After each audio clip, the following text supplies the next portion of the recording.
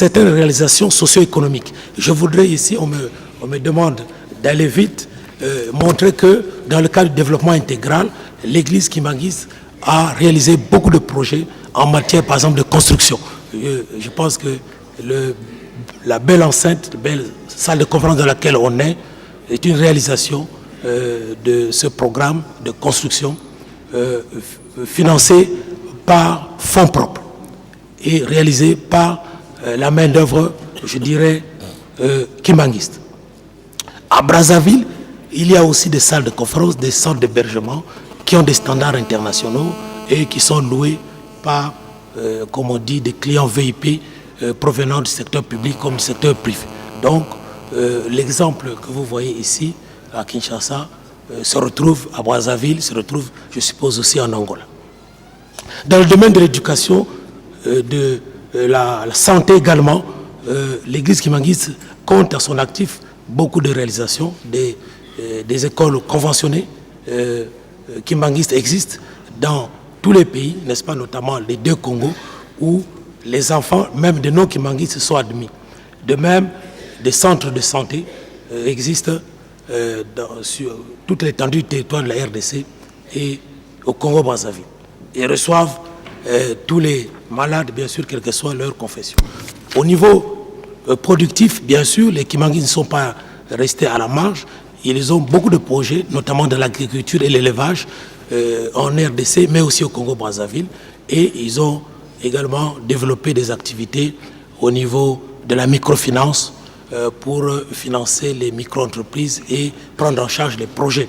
Il y a aussi, bien entendu, dans les télécommunications, ils ont eu des réseaux de phonie, des réseaux au niveau du transport. Bon, au niveau des activités, je dirais, génératrices de revenus, bon, les expériences n'ont pas toujours abouti à long terme parce qu'il y a eu un problème de gouvernance d'entreprise pour lesquels je recommande bien sûr aux dirigeants kimbanguistes de faire des partenariats avec les professionnels, qu'il s'agisse de l'État, qu'il s'agisse des secteurs privés, qu'il s'agisse aussi des partenaires au développement. Quels sont les enseignements, pour conclure, pour les autres églises protestantes? Le premier enseignement, et je pense que c'est le plus important, c'est le sens de l'autonomie, la recherche de l'autonomie collective.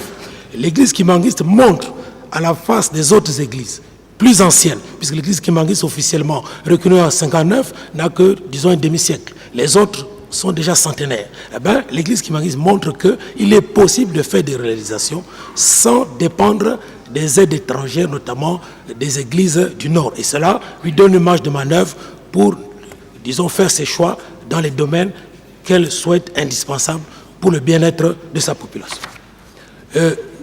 Le deuxième enseignement que je voudrais retenir, c'est que l'église kimbanguiste privilégie l'enrichissement collectif, l'enrichissement de la collectivité par rapport à l'enrichissement individuel.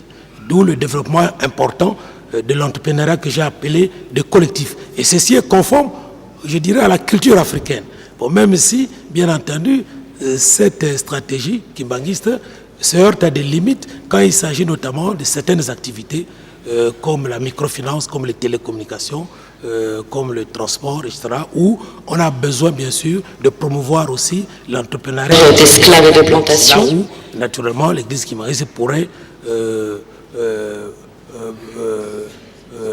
se perfectionner en s'ouvrant à d'autres partenaires pour renforcer les capacités de ses membres sur le plan institutionnel et sur le plan, je dirais, individuel. Pour conclure, Monsieur le Président, je voudrais dire que cette étude avait un caractère exploratoire et elle a permis de mettre en évidence le fait que l'éthique protestante, dans la version kimbanguiste, effectivement, a permis, grâce au capital social important au niveau de cette communauté, de promouvoir l'esprit d'entreprise, notamment au niveau collectif et parfois au niveau individuel, et d'où les réalisations qu'on a épinglées dans l'éducation, dans la santé et dans l'agriculture.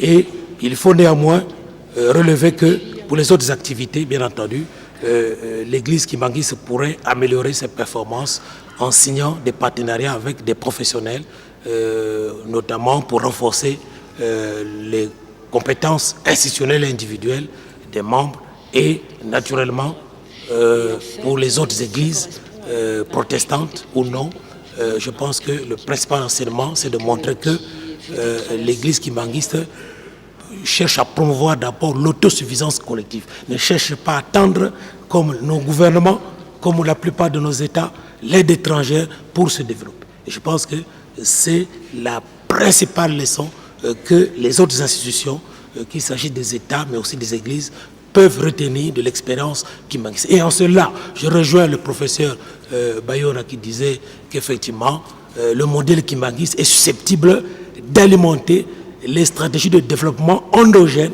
pour les pays africains.